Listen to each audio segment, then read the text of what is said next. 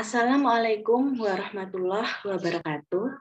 Perkenalkan, saya Anissa Hasanah Ramadhani, NIM 208 11334086 dari kelas A, Program Studi D4 Administrasi Perkantoran, Fakultas Ekonomi, Universitas Negeri Yogyakarta, akan menyampaikan materi terkait studi kasus manajemen keselamatan dan kesehatan kerja pada PT Pelayaran Nasional Indonesia atau disingkat dengan PT PELNI.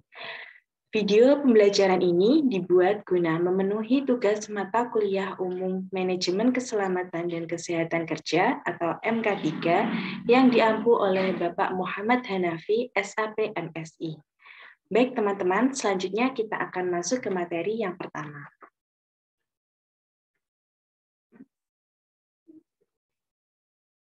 Nah, yang pertama ada pendahuluan. Jadi kita bahas dulu apa sih itu penerapan K3 atau manajemen K3, khususnya pada Perusahaan Pelayaran Nasional Indonesia atau PT PELNI ya. Jadi, keselamatan dan kesehatan kerja atau K3 merupakan wujud kepedulian dan tanggung jawab perusahaan terhadap kesejahteraan pegawainya dalam hal memberikan perlindungan, keamanan, dan kenyamanan dalam melakukan aktivitas kerja sehari-hari. Nah, penerapan K3 dengan tepat akan dapat meningkatkan optimalisasi kinerja pegawai yang tentu juga berdampak pada peningkatan produktivitas perusahaan.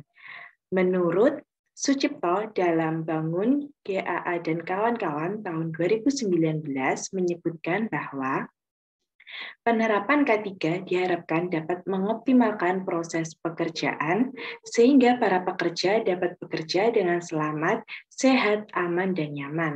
Dalam hal ini, pembahasan akan kita fokuskan pada penerapan K3 yang ada di Perusahaan Pelayaran Nasional Indonesia atau biasa disebut dengan PT PELNI, yang merupakan salah satu perusahaan di bawah naungan Badan Usaha Milik Negara atau BUMN.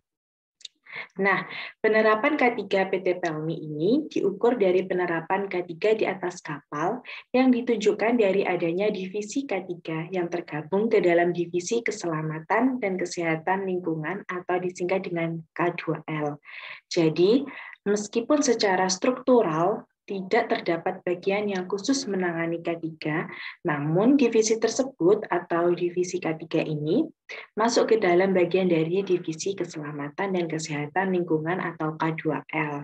Nah, penerapan K3 di atas kapal tentu bertujuan untuk menciptakan kapal yang sehat.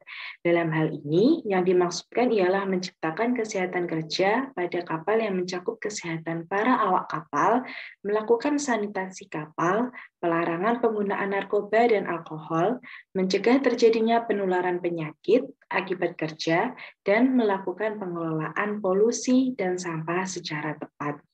Untuk itu, penerapan K3 harus diperhatikan oleh pengusaha atau perusahaan pelayaran sebagai wujud keberhasilan pengoperasian transportasi di laut.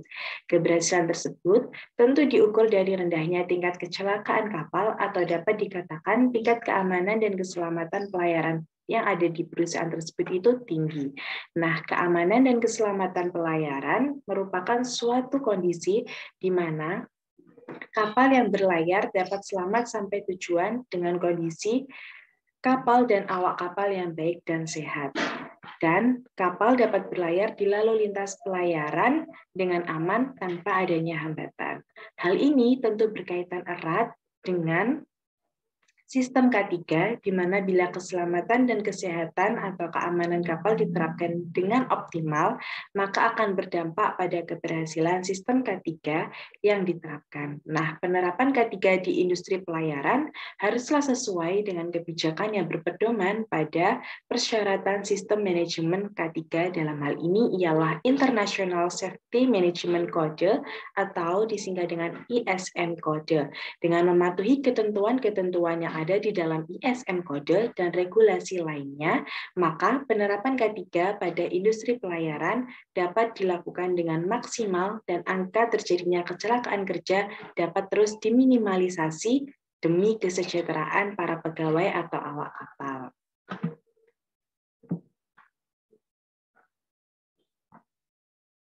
Oke, selanjutnya kita akan masuk ke pembahasan. Yang pertama, kita akan membahas program K3 yang ada di PT Pelni.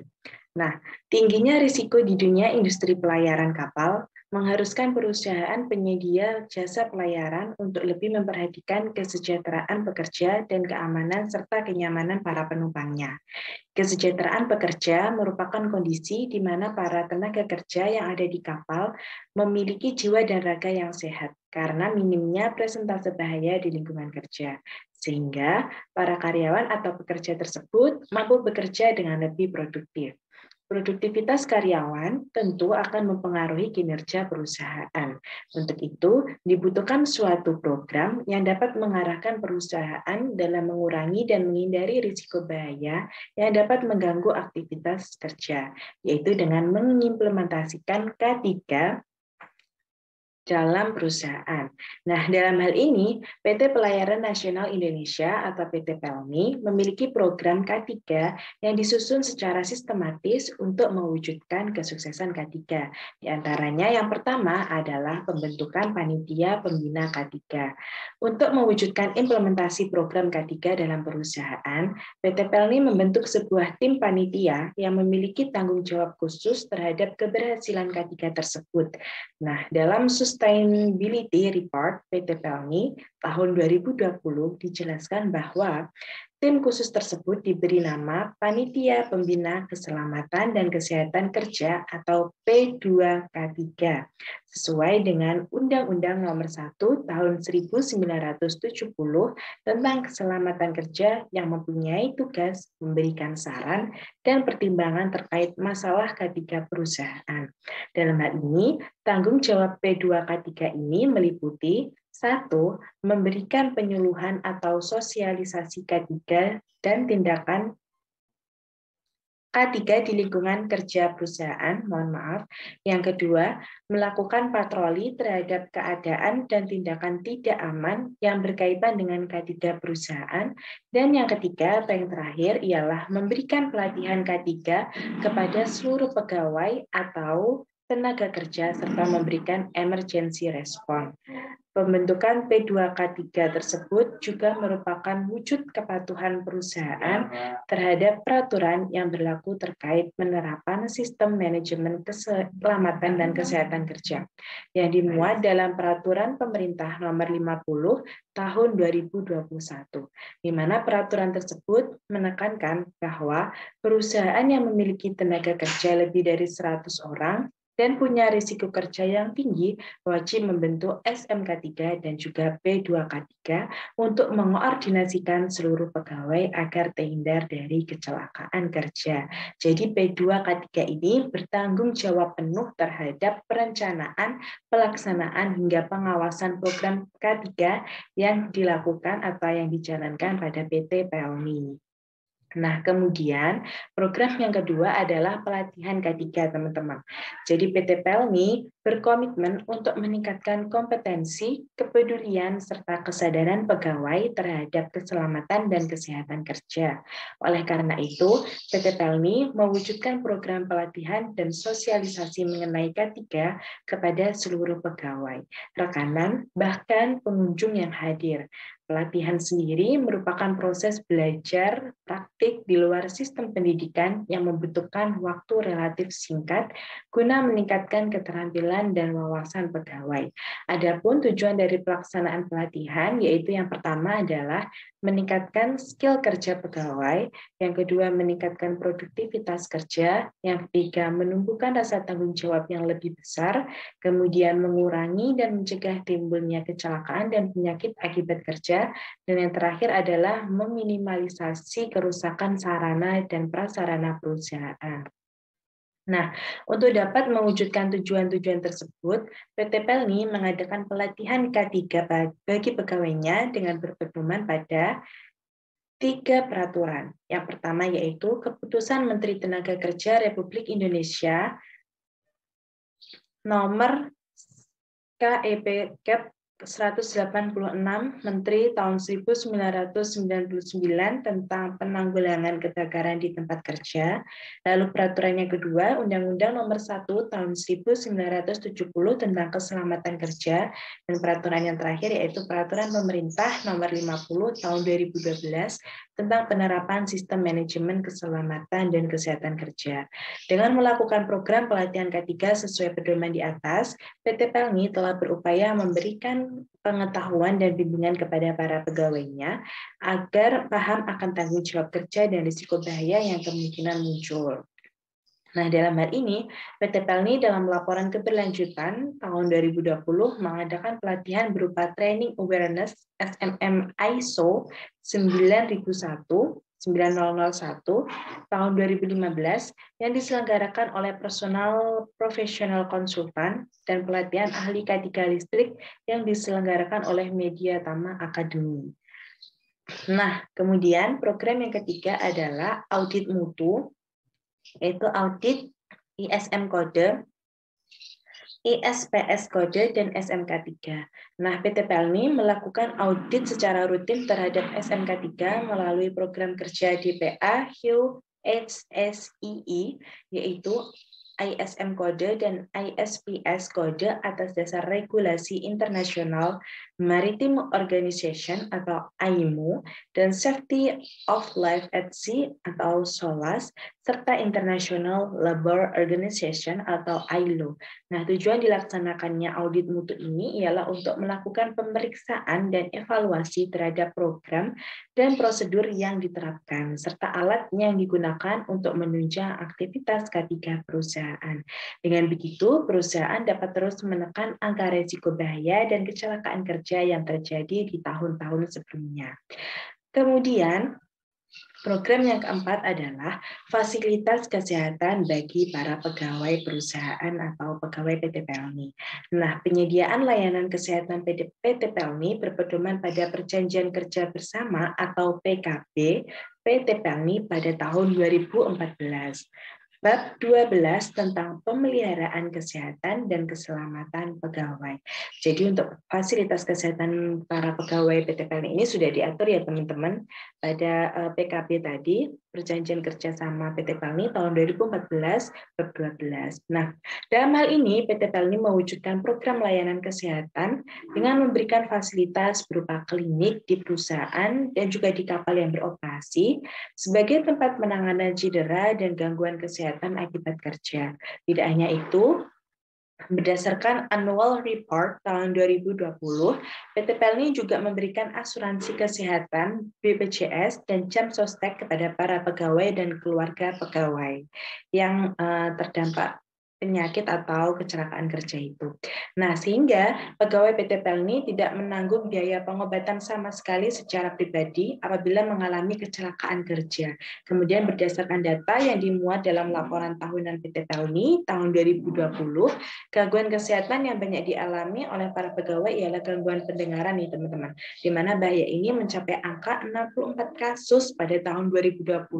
Nah, untuk itu PT Pelni menetapkan tindakan untuk menurunkan risiko bahaya tersebut, yaitu dengan 1. Memperbanyak rambu-rambu kecelakaan kerja. 2. Mensosialisasikan risiko pekerjaan dan prosedur kerja yang aman. 3. Menyediakan alat pelindung diri atau APD. Dan yang 4. Melakukan sistem pengawasan dan kontrol yang berkelanjutan. Kemudian untuk program yang terakhir atau program yang kelima adalah laporan keadaan darurat. Nah, terjadinya kecelakaan kerja tentu tidak bisa diduga ya sebelumnya, meskipun program K3 itu sudah dijalankan dengan optimal dalam suatu perusahaan, khususnya PT Pelni. Namun, masih sering dijumpai hal-hal penyebab kecelakaan kerja yang muncul secara tiba-tiba, terlebih di dunia pelayaran. Nah, untuk mengatasi hal tersebut, PT Pelni membentuk Manajemen Response Team atau disingkat dengan MRT yang bertugas memberikan panduan jika terjadi insiden atau keadaan darurat selama pelayaran berlangsung. Bila terjadi suatu insiden, MRT akan mengadakan rapat terlebih dahulu untuk menindaklanjuti bahaya yang terjadi dan segera diberikan penanganan. Namun bukan berarti seluruh insiden dapat dilaporkan begitu saja ya teman-teman kepada pihak yang berwenang atau MRT ini. Jadi hal-hal yang memiliki persentase risiko tinggilah yang perlu ditangani oleh MRT, yaitu seperti peristiwa yang menyebabkan kerugian jiwa atau pihak lain dan peristiwa yang mengakibatkan pencemaran lingkungan. Dengan begitu, program K3 dapat berlangsung dengan optimal. Itulah program K3 yang ada di PT Pelni.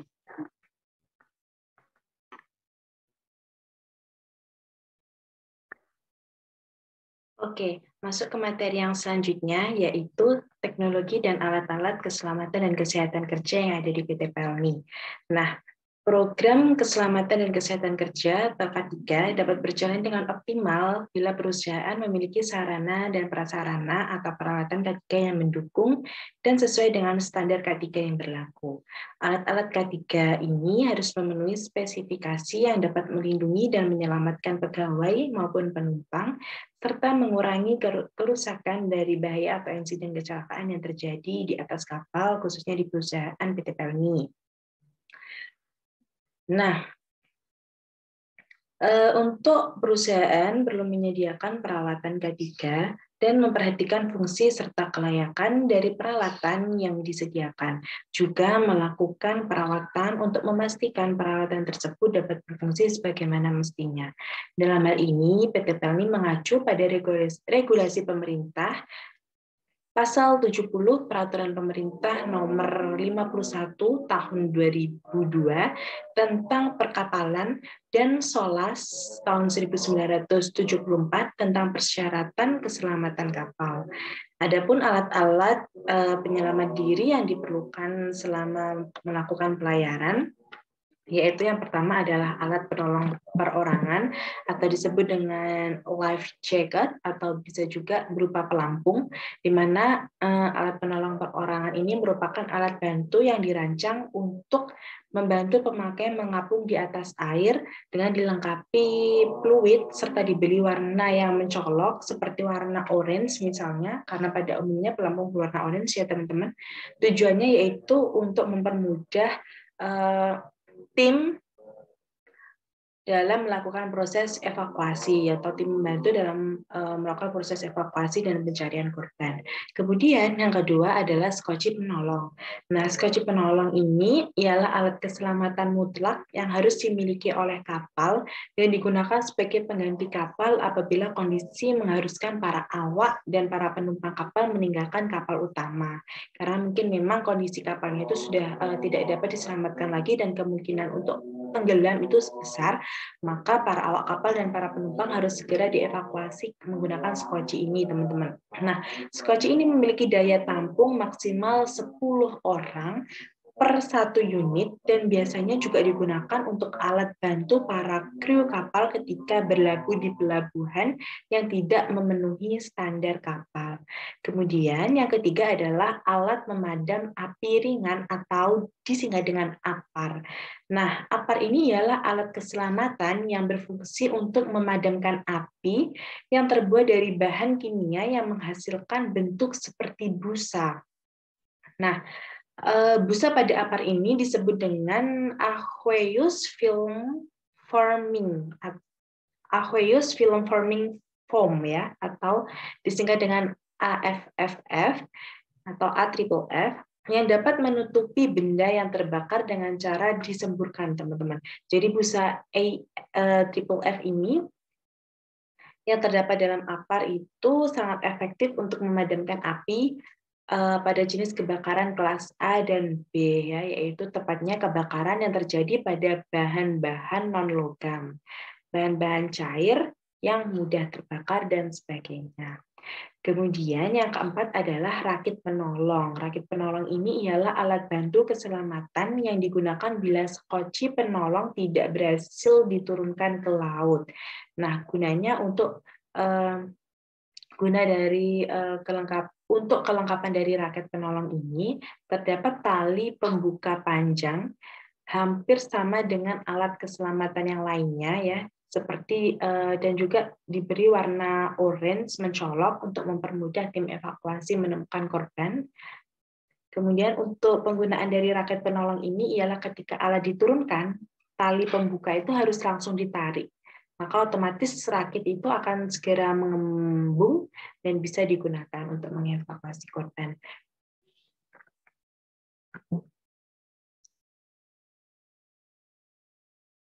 Oke, yang kelima itu ada life buoys ya atau pelampung. Pelampung ini ialah alat bantu keselamatan berbentuk bundar seperti ban yang berfungsi untuk membantu korban yang terjatuh ke laut agar dapat mengapung dengan posisi hidung dan mulut korban itu menghadap ke atas ya, atau di atas air, posisi kepala itu berada di atas air sehingga aman untuk pernafasan. Alat ini biasanya dilengkapi dengan lampu apung dan juga asap serta diberi warna yang mencolok sama seperti alat-alat sebelumnya, dan juga terdapat nama kapal ya, di pelampungnya itu terdapat nama kapal. Pelengkap tersebut berfungsi untuk mempermudah proses penyelamatan. Memang semuanya pada dasarnya tujuannya itu adalah untuk mempermudah proses penyelamatan selain mengamankan diri korban dari kecelakaan kapal tersebut.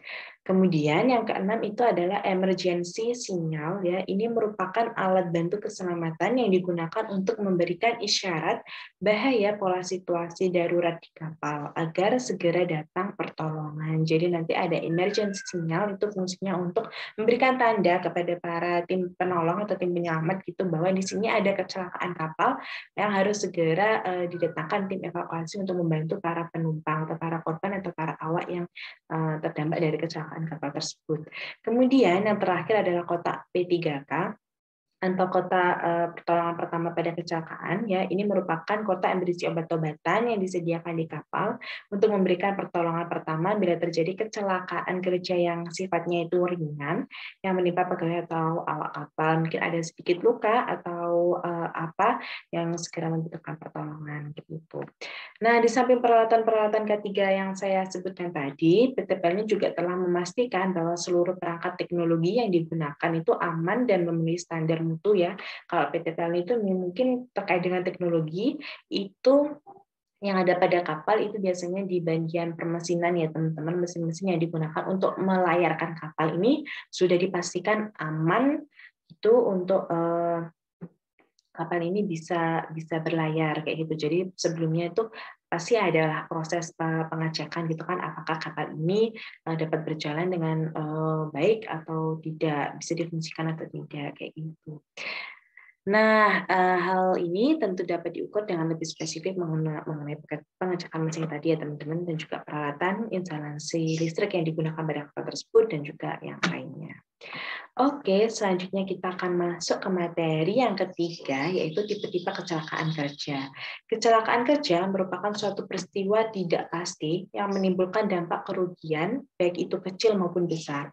Nah, kecelakaan bersifat tidak pasti ini kan dikarenakan waktu, tempat, dan kejadiannya itu tidak dapat diprediksi, teman-teman.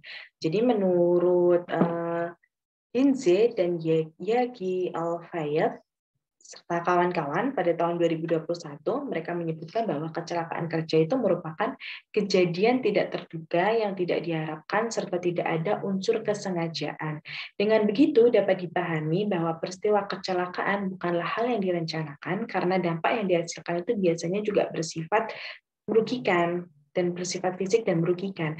Dalam industri pelayaran, kecelakaan kerja itu erat kaitannya dengan kecelakaan kapal, di mana kecelakaan kapal ini merupakan kecelakaan yang menimpa kapal dan seluruh bagian di dalam kapal atau isi kapal ya. Itu semuanya sarana prasarana awak kapal dan semuanya yang ada di dalam kapal itu akan terdampak gitu kalau terjadi kecelakaan kerja. Nah, menurut Departemen Perhubungan dalam Maritime Glossary, kecelakaan kapal atau ship accident merupakan suatu kejadian yang mengakibatkan terjadinya hal-hal berikut ini, dapat disaksikan di screen. Yang pertama adalah terjadinya kematian dan cedera atau luka berat yang disebabkan aktivitas pelayaran atau kegiatan operasional kapal, kemudian hilangnya seseorang dari kapal karena kegiatan operasional kapal, kemudian menghilangnya sebuah kapal, lalu terjadinya kerusakan material pada satu kapal atau lebih, lalu terjadinya tabrakan kapal atau kapal mengalami kandas, kemudian terjadinya kerusakan material yang disebabkan kegiatan operasional kapal, dan yang terakhir adalah terjadinya kerusakan lingkungan akibat kegiatan operasional kapal atau disebabkan oleh rusaknya kapal.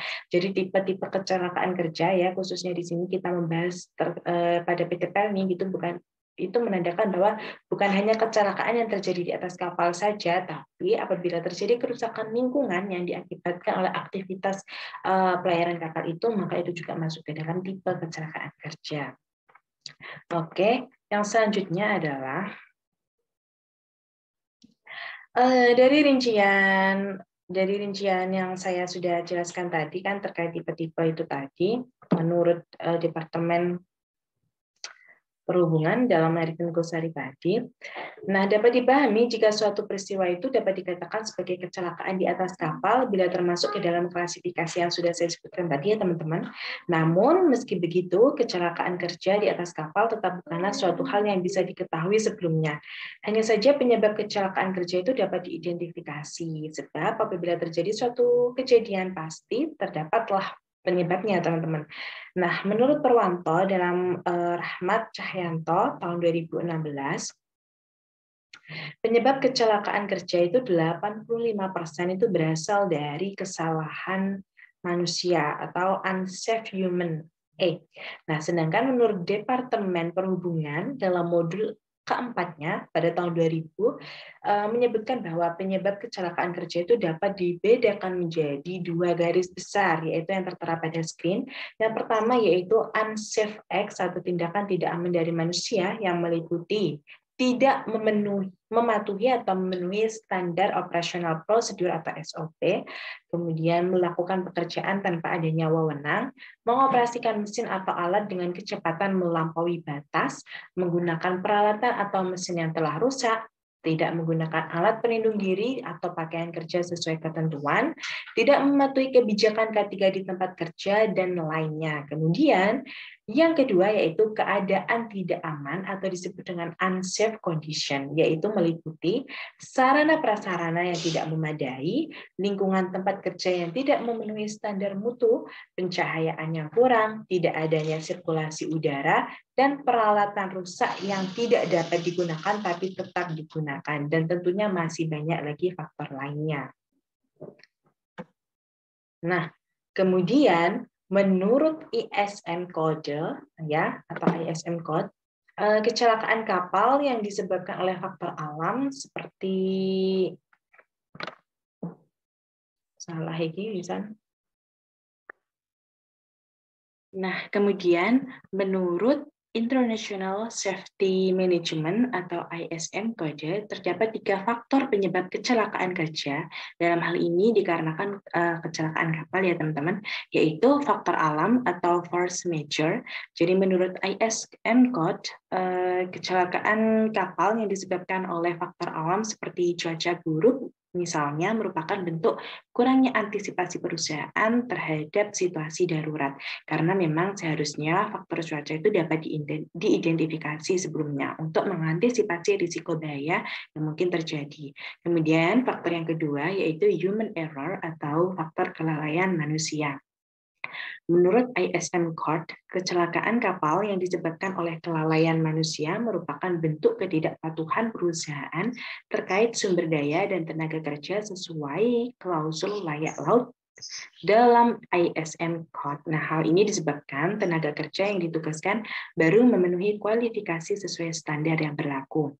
Kemudian yang ketiga adalah others factor atau faktor lainnya. Jadi menurut ISM Code, kecelakaan yang disebabkan faktor lain merupakan ketidakpatuhan perusahaan pengoperasian kapal sesuai dengan klausul ISM Code.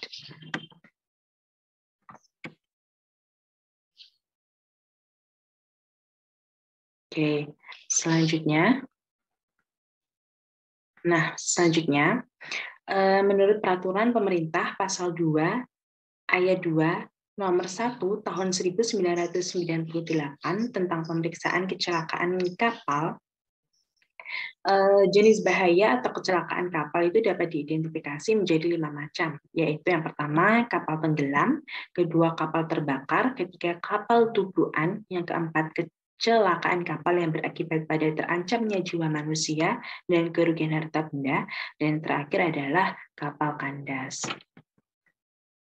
Nah, sedangkan menurut Departemen Perhubungan terdapat dua jenis kecelakaan di atas kapal saat pelayaran, yaitu yang pertama kecelakaan berat atau serious casualty, ialah kecelakaan kerja yang disebabkan oleh terjadinya kebakaran atau ledakan di kapal, kegagalan kapal untuk laik laut karena kerusakan konstruksi, terjadinya pencemaran laut, terjadinya penundaan akibat ketidakberdayaan kapal, dan terjatuhnya muatan atau kargo yang membahayakan dan menyebabkan kemiringan kapal, dan banyak lagi yang contohnya ya teman-teman. Kemudian yang kedua adalah very serious casualty atau kecelakaan sangat berat. Ini merupakan peristiwa kecelakaan yang menimpa kapal dan berakibat pada ketidakmungkinan kapal diselamatkan atau hilangnya kapal yang tentunya menimbulkan korban jiwa.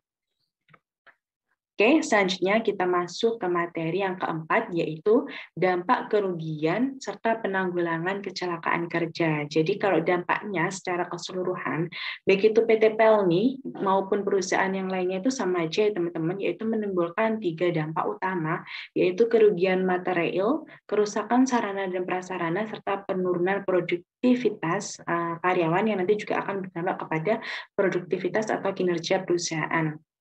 Nah, di sini terdapat dampak atau kerugian yang harus ditanggung secara umum oleh PT Pelni bila terdapat kecelakaan kerja, ya, yang diatur dalam pasal 10 hingga pasal 14 Kepelingen-Ongevallen Regeling tahun 1940 ya, yaitu meliputi yang pertama, menyediakan pengobatan dan perawatan dari spesialis kepada awak kapal yang mengalami kecelakaan selama minimal 1 tahun sejak terjadinya kecelakaan.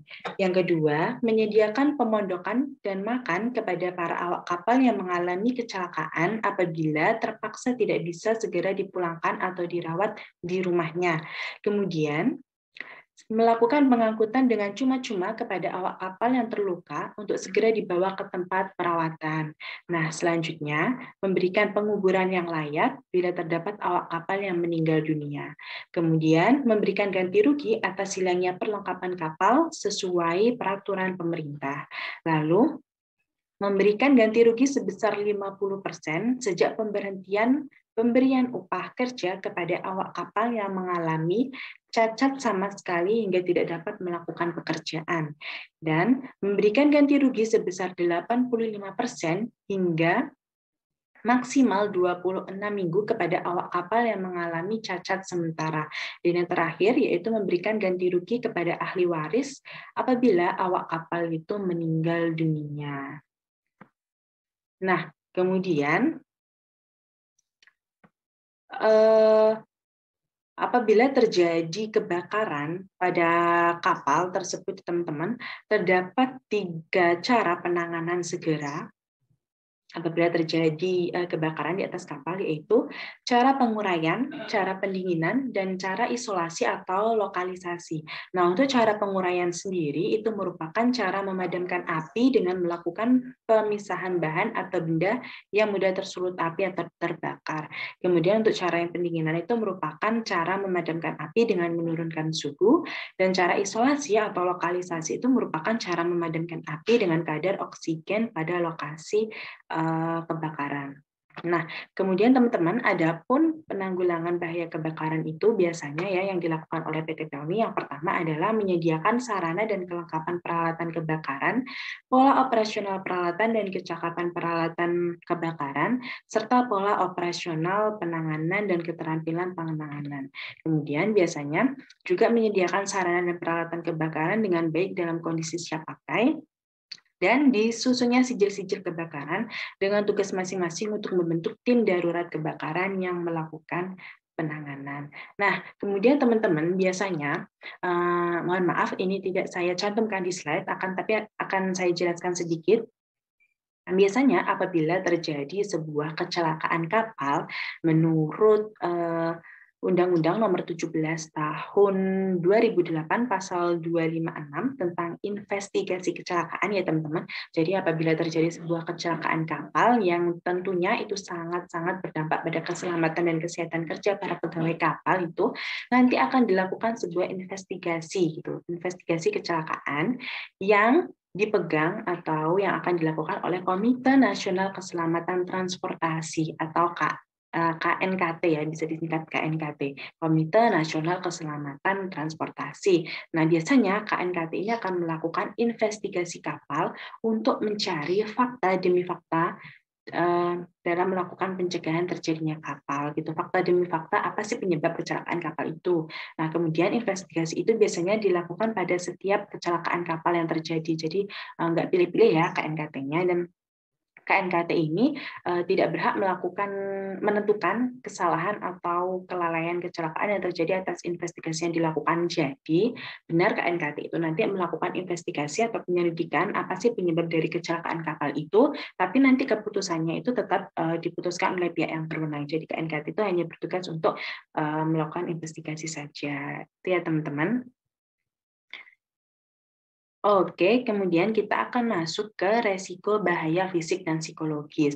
Nah, resiko yang ditimbulkan akibat kecelakaan kerja, dalam hal ini adalah kecelakaan kapal, itu tentu bermacam-macam, karena memang pekerjaan di atas kapal itu kan sangat kompleks ya teman-teman, dan bisa saja terjadi kecelakaan fisik gitu kan sewaktu-waktu, karena mungkin ya itu tadi kecelakaan, mungkin kapalnya kandas, atau mungkin ada kebakaran di atas kapal, atau secara psikologis mungkin para awak kapalnya itu merasa lelah dan letih karena harus berlayar di atas laut dengan jangka waktu yang lama gitu kan, harus mendengarkan kebisingan mesin-mesin kapal, harus jauh dari daratan dengan waktu yang cukup lama gitu kan, akan berdampak sekali gitu pada psikologis para awak kapal. Nah, selanjutnya yaitu adalah pertolongan pertama pada kecelakaan. Pertolongan pertama pada kecelakaan yang terjadi di atas kapal itu mengarah pada kondisi di mana kapal itu mengalami keadaan darurat atau seaport emergency. Nah, untuk itu terdapat ketentuan-ketentuan yang harus dilakukan saat terjadi keadaan darurat yang diatur oleh International Labour Organization atau ILO. Nah, ketentuan-ketentuan tersebut ialah yang pertama, untuk dapat melakukan penanganan keadaan darurat, maka dibutuhkan pelatihan sesuai dengan buku panduan dari AIMO dan ILO agar para awak tuh tahu dengan pasti proses penanganan kecelakaan pada kapal. Lalu yang kedua, memanfaatkan perlengkapan pemadam kebakaran dengan baik untuk mencegah atau menghentikan bila terjadi kebakaran. Kemudian yang ketiga, meninggalkan kapal apabila kapal sudah tidak dapat diselamatkan. Dan yang keempat yaitu melakukan operasi dengan helikopter pada kondisi tertentu yang harus misalnya bila terdapat awak kapal atau penumpang kapal yang mengalami sakit parah gitu secara tiba-tiba, dan itu di kapal itu tidak ada alat untuk membantu menyelamatkan korban tersebut yang tiba-tiba terserang penyakit. Kayak gitu. Nah, kalau untuk alat-alat, tadi sebenarnya juga sudah saya singgungkan di awal itu teman-teman, mungkin kalau ada kecelakaan itu ya nanti biasanya di kapal itu ada pelampung, ada skoci gitu kan, itu yang bisa digunakan untuk bila tiba-tiba kapal seumpama menabrak batu yang sangat besar terus tiba-tiba tenggelam, maka ya pertolongan pertamanya yaitu segera meninggalkan kapal dengan menggunakan pelampung atau skoci yang ada di kapal tersebut gitu. Atau apabila awak kapal itu terkena luka atau apa gitu kan, atau goresan gitu level kecil ya tadi, mungkin kalau yang masuk ke tingkat resiko bahaya tadi itu nanti mungkin bisa diobati dengan menggunakan obat-obatan yang ada di kotak P3K. Itu.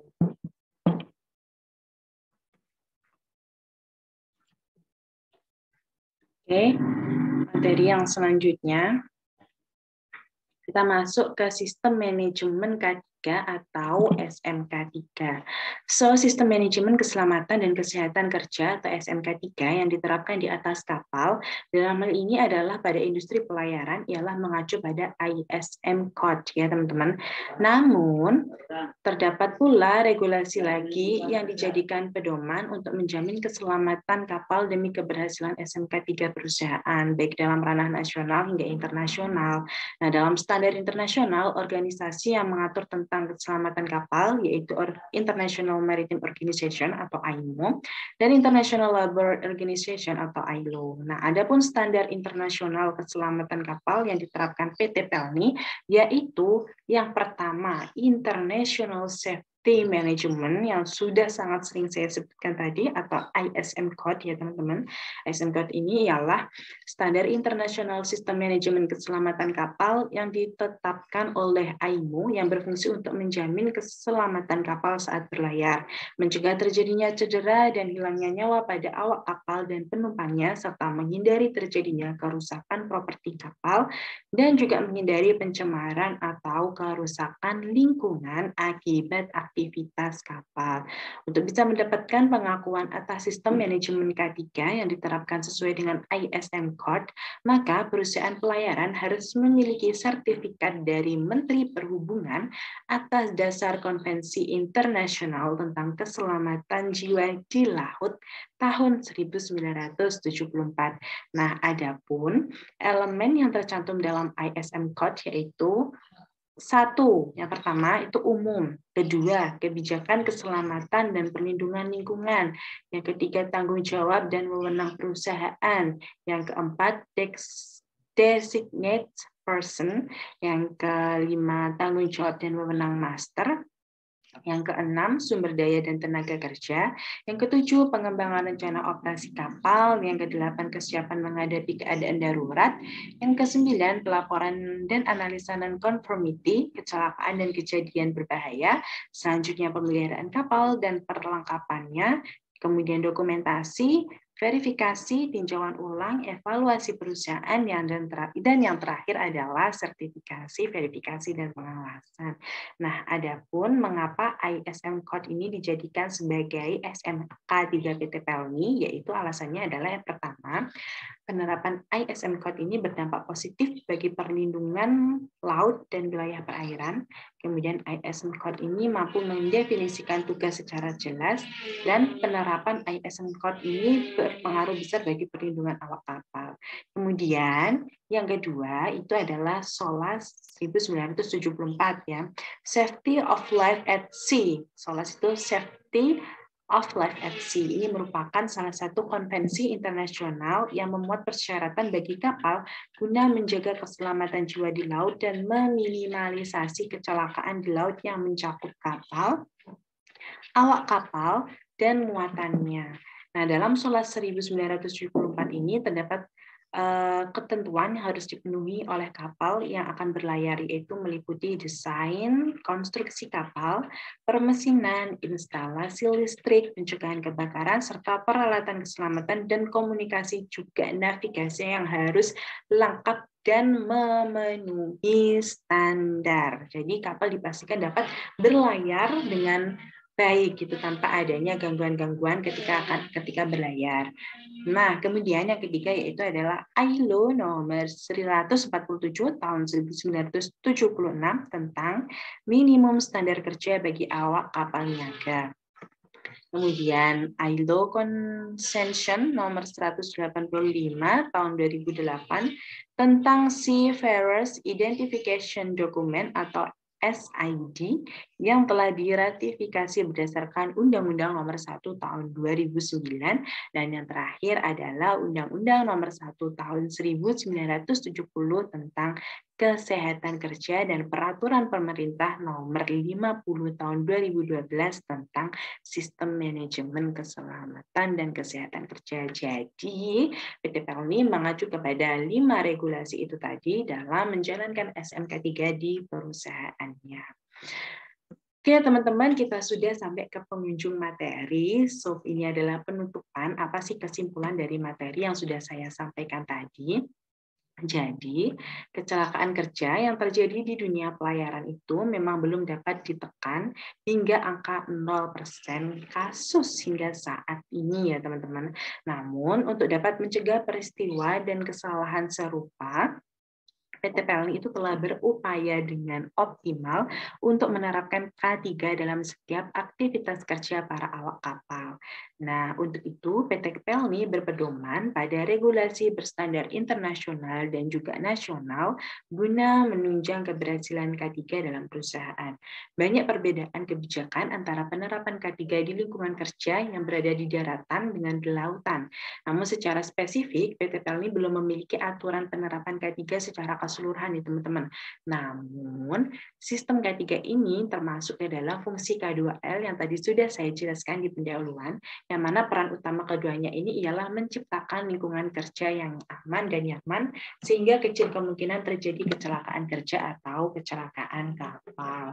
Jadi dapat disimpulkan bahwa K3 yang ada di PT PLN ini belum ada secara spesifik atau secara struktural itu belum ada, namun dia termasuk ke dalam divisi K2L yang mana tujuannya juga sama-sama adalah menciptakan lingkungan kerja yang aman dan nyaman. Nah, itulah materi yang bisa saya sampaikan terkait dengan studi kasus manajemen keselamatan dan kesehatan kerja yang diterapkan pada PT PELNI atau Perusahaan Pelayaran Nasional Indonesia. Saya berharap semoga materi yang saya sampaikan dapat bermanfaat untuk teman-teman semua. Saya mohon maaf apabila terdapat kesalahan kata maupun pengucapan selama penyampaian materi dari awal hingga akhir ini. Sekian materi yang bisa saya sampaikan. Terima kasih. Wassalamualaikum warahmatullahi wabarakatuh.